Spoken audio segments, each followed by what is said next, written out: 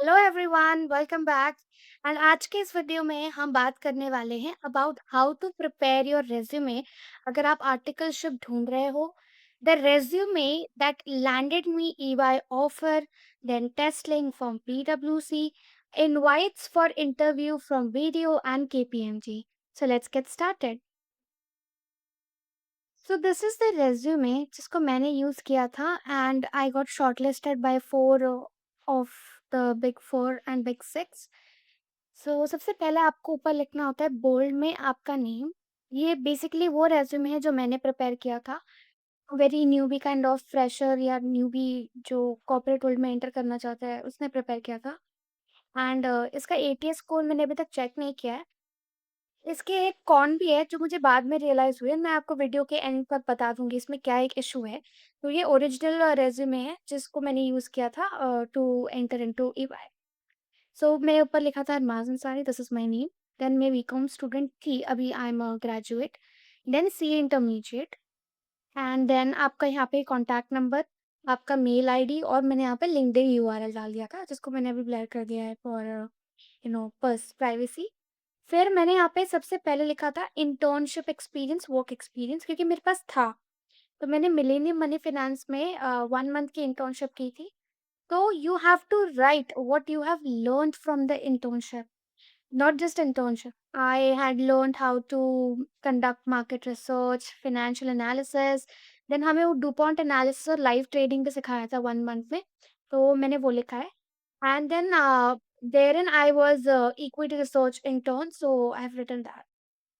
फिर अगर आप नीचे जाओगे तो यहाँ पे first I cover the left hand side and then right hand side, okay. So I was a BCom student. I've written there Mithibai college, Mumbai university. Then 2023 से लेके 26।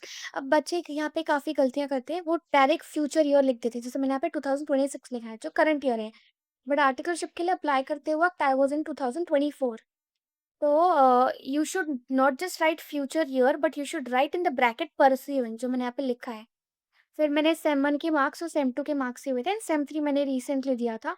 एंड आई स्टिल रिमेंबर जिस दिन मेरा टेक्निकल राउंड था, उस दिन मेरा result आया था सेम 3 का। तो वो मैंने इंटरव्यूअर को बताया था सामने say that I have acknowledged like achievement which was not a part of my resume unfortunately. But yeah, I have got my semester 3 results with 9 pointers SGPA. So she was impressed in the very first sight, तो वो आप mention कर सकते हो। Then आपके class 12 के marks, I was in Joshi medical college, then class 10 Shivanand Vidyalaya and कौन सा ईयर था, you just have to mention that. Then you go down professional qualification, तो chartered accountancy, institute of chartered accountants of India, foundation first attempt, you have to mention this number of attempt, because काफ़ी सारे firms attempts के preference होते हैं उनके, उनके पास ऐसा होता है कि first attempt only, second attempt only या फर्स्ट या second attempt up to second attempt. तो you have to mention this first attempt, then आपका month and year of passing, then आपके कितने मार्क्स थे, you have to write that. Then intermediate का भी hierarchy wise जाओ, like first level foundation है, second level intermediate है, तो अकॉर्डिंगली। देन आपके cocurricular activities, like I was a student coordinator of spoken tutorials committee of Mithibai college.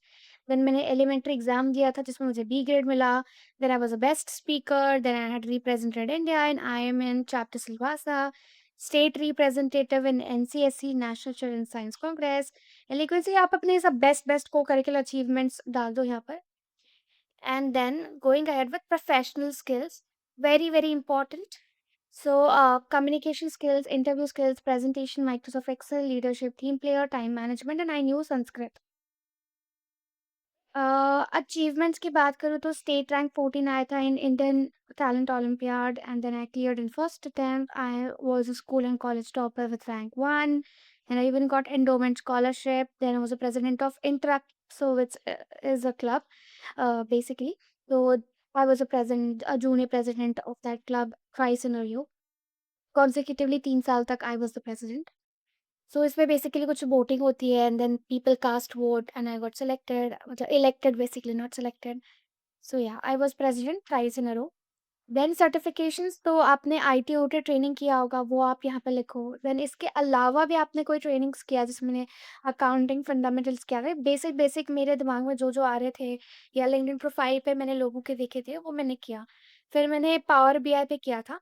अब power BI की ना एक स्टोरी है। तो व्हेन आई वाज़ सिलेक्टेड ना, तो ये आपके जो रिज़्यूमे होते हैं ना, ये सारे पार्टनर्स और मैनेजर्स के पास चले जाते हैं and then they review your resume and according to your resume because आप फ्रेशर हो they take you in their team. तो मेरी मैनेजर ने मुझे बोला था जब मैं उनकी टीम में थी, उनके साथ काम करे हुए 1 हफ्ता या 2 हफ्ता हो गया था, तो she said me I asked her कि why only this client, why did you select me? तो she was like I saw Power BI in your resume, तो टेक लेके इसलिए I took in your like you in my team. सो ये सब काफ़ी important होते हैं, तो it is very important that you put yourself on the paper.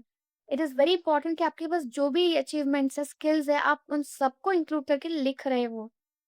And then at the end, languages, no, these are not mandatory, but yeah, I have written it in my resume.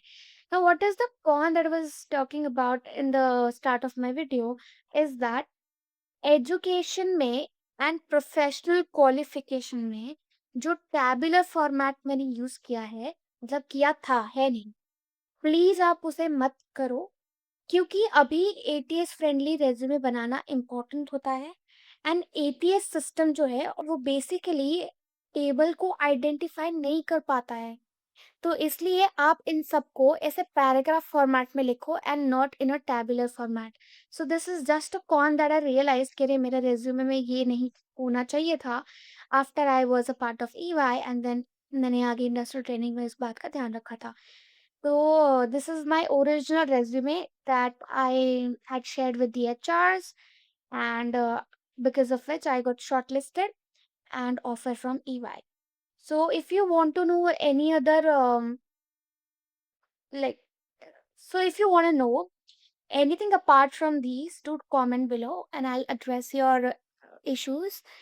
और अगर आपके कोई suggestions हो तो तो भी आप comment कर सकते हो। और अगर आपको ये वीडियो अच्छी लगी हो तो do hit like and subscribe to my channel for more such videos. Until then, stay tuned, take care, and bye bye.